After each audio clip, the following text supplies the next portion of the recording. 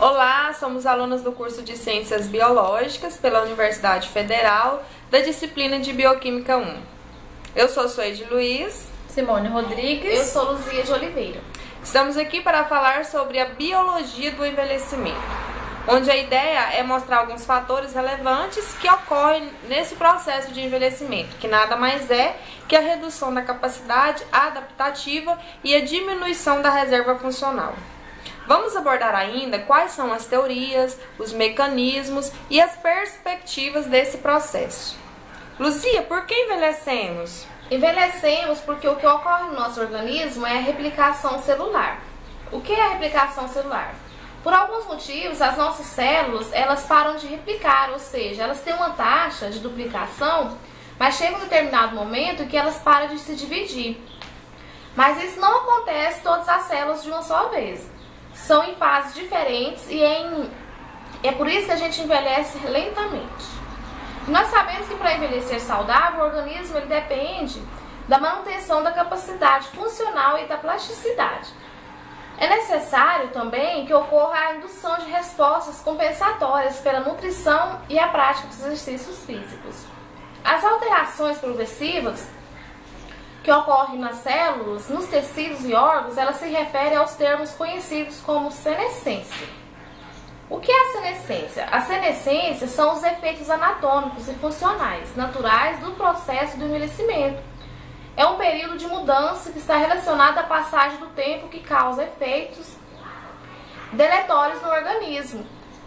Ela se manifesta em todos os tecidos e órgãos, afetando a fisiologia do organismo. Existem as teorias biológicas e as teorias evolutivas. Quais são elas, Simone? Bem, as teorias evolutivas, elas buscam explicar a origem do envelhecimento e as diferenças da longevidade entre as espécies. Sobre algumas teorias biológicas, temos a teoria de acúmulo de mutações, que é quando a seleção natural torna-se negligente, com as mutações que afetam a saúde e idade avançada. A pleiotropia antagonista acontece quando genes benéficos na juventude tornam-se deletórios na fase pós-reprodutiva. A teoria soma descartável é quando as células somáticas são mantidas somente para assegurar o êxito na reprodução, tornando-se descartáveis até uma idade na qual a sobrevivência seria improvável. Mecanismos moleculares e celulares. Com o envelhecimento, há um declínio na fidelidade da expressão genética, que resulta na autoamplificação de erros na síntese proteica.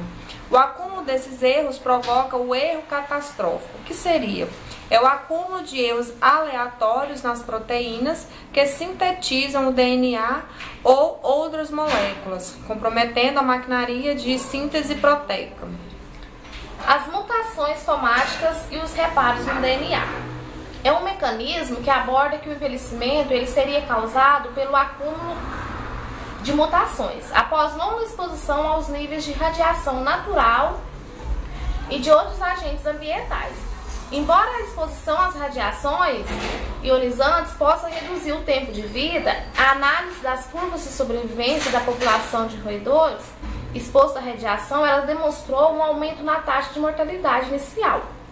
Ou seja, que somente no período em que as radiações tiveram maior efeito. A teoria do reparo do DNA é um exemplo específico da teoria das mutações somáticas. O reparo específico de sítios em regiões seletas do DNA é que parece ser importante em algumas células diferenciadas.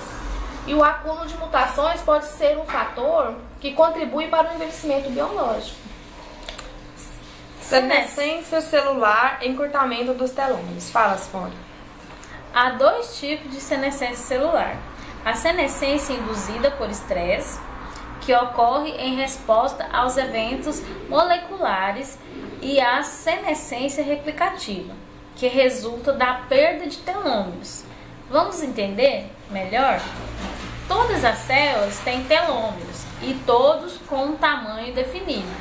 E a cada divisão celular, a gente perde um pedaço desses telômeros, chegando a um determinado momento que ele fica tão pequeno a ponto de não reconhecer o DNA. Radicais livres ou DNA mitocondrial. A teoria dos radicais livres estabelece que o envelhecimento advém dos efeitos deletérios nas organelas celulares, causada pelas espécies reativas de oxigênio.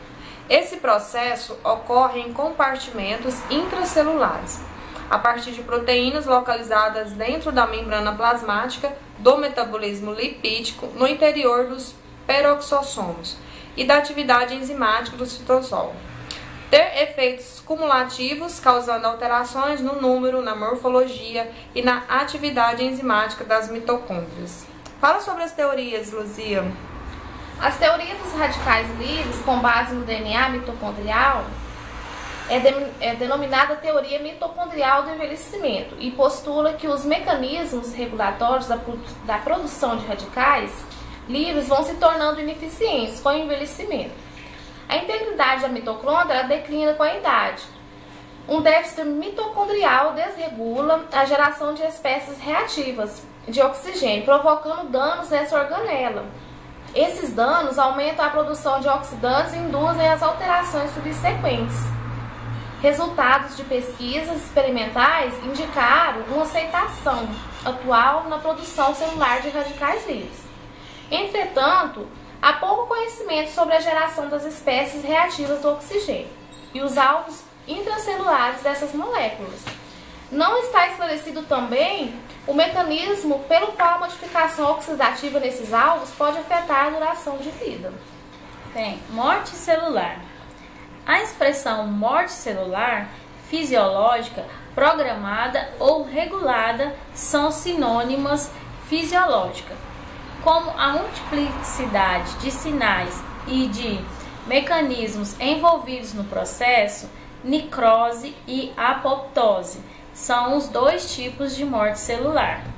Bem, a apoptose ela se refere à morte celular programada e a necrose é uma morte celular patológica que ocorre por danos decorrentes de substâncias tóxicas, da falta de oxigênio e de ataques por micro-organismos patogênios. Alguns pesquisadores afirmam que há necessidade de mais pesquisas para se identificar prováveis relações entre a morte celular e os mecanismos moleculares do envelhecimento, pois as teorias biológicas explicam algumas características do envelhecimento, mas os múltiplos mecanismos envolvidos no processo ainda não são completamente conhecidos. Vimos ao longo do vídeo que são muitos os fatores do processo de envelhecimento. Mas para envelhecer saudável, são necessárias algumas atitudes que contribuem para o bom funcionamento das células nessa fase da vida. Vejamos. Boas condições físicas, funcionais, mentais e sociais permitem um cotidiano com autonomia e independência. Alimente carinhosamente o corpo com comida saudável e assim você pode curar e renovar. E também, além disso, é um excelente remédio anti-envelhecimento. A prática de exercícios físicos, você fazendo regularmente, reverterá todos os biomarcadores do envelhecimento. Ao expor-se a raios solares, é muito importante o uso de protetor solar, protegendo a pele de possíveis sinais de envelhecimento antecipado. Manter a mente sempre jovem também é uma boa dica. E fazer do amor a prioridade da vida, pois ele nos rejuvenesce e retarda o processo de envelhecimento. Então é isso, obrigado pela atenção. A gente espera ter esclarecido as dúvidas sobre o assunto. Muito obrigada. Tchau. Tchau.